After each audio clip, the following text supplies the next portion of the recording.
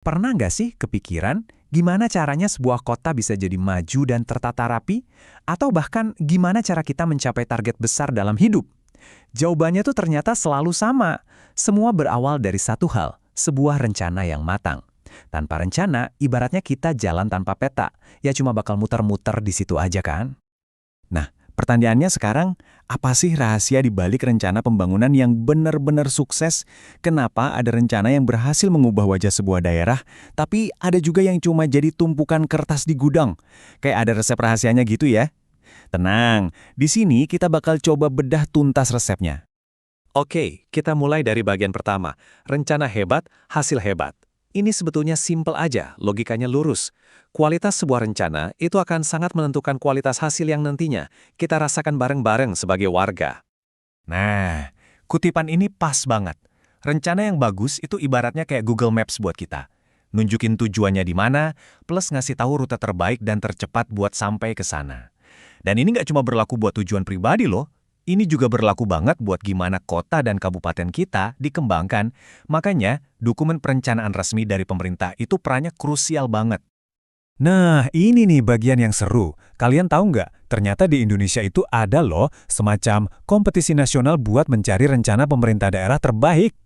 Iya, beneran. Jadi dokumen-dokumen perencanaan itu diadu satu sama lain buat nentuin mana yang paling berkualitas. Dan yang jadi jurinya itu adalah Bappenas, atau Badan Perencanaan Pembangunan Nasional. Ternyata ini bukan acara baru loh, udah jadi tradisi sejak tahun 2011. Mereka secara rutin memberikan penghargaan buat daerah-daerah dengan perencanaan paling top. Ini nunjukin kalau pemerintah pusat juga memandang kualitas perencanaan daerah itu sebagai hal yang super penting. Kalau kita lihat sejarahnya, nama penghargaannya pun berevolusi. Dulu namanya itu Anugerah Pangripta, terus sekarang berubah jadi Penghargaan Pembangunan Daerah. Tapi ini bukan sekedar ganti nama loh, ada maknanya. Dulu fokusnya ke Pangripta, atau si perancang, alias dokumennya. Sekarang fokusnya geser ke pembangunan, ke hasil nyatanya di lapangan. Jadi kelihatan kan penekanannya sekarang itu ke rencana yang benar-benar bisa dirasakan manfaatnya oleh kita semua. Terus, dokumen apa sih yang sebenarnya diadu dalam kompetisi ini? Nah, ini dia jagoannya, RKPD, singkatan dari Rencana Kerja Pemerintah Daerah. Biar gampang, anggap aja ini kayak game plan atau cetak biru tahunan buat tiap-tiap daerah. Kualitas dari si RKPD inilah yang dinilai dan diadu secara ketat. Sekarang kita masuk ke bagian paling intinya nih. Kita akan bedah bareng-bareng anatomi dokumen perencanaan juara.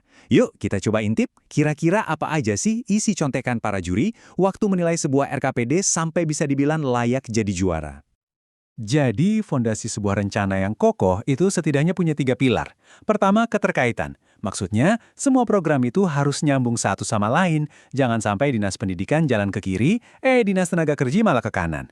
Kedua, konsistensi. Artinya, rencana tahun ini nggak boleh nabrak sama visi jangka panjang daerahnya.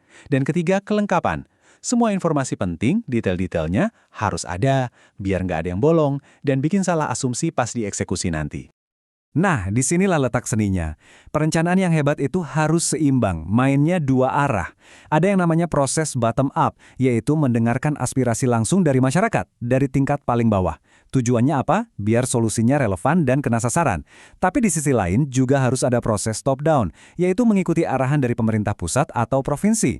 Ini penting biar pembangunan daerah kita sejalan sama kemajuan negara secara keseluruhan.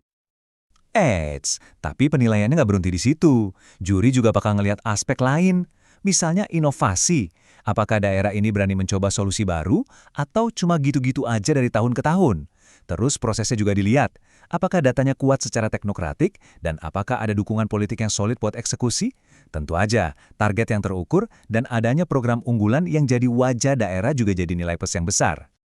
Ngomongin target yang terukur, ada nih standar emasnya. Namanya kerangka SMART. Biar kebayang bedanya, gini deh. Rencana yang biasa aja mungkin bunyinya meningkatkan kebersihan kota. Oke, niatnya bagus, tapi gimana cara ngukurnya? Nah, kalau pakai SMART, kalimatnya jadi lebih jelas.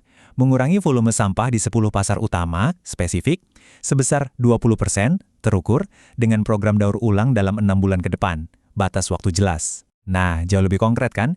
Jadi bisa dievaluasi, ini program berhasil atau gagal. Oke, kita sampai di bagian yang paling krusial. Karena apa gunanya sebuah rencana yang super keren dan detail kalau pada akhirnya cuma jadi pajangan di atas kertas, iya kan? Mari kita lihat gimana caranya mengubah dokumen juara itu jadi aksi nyata di lapangan.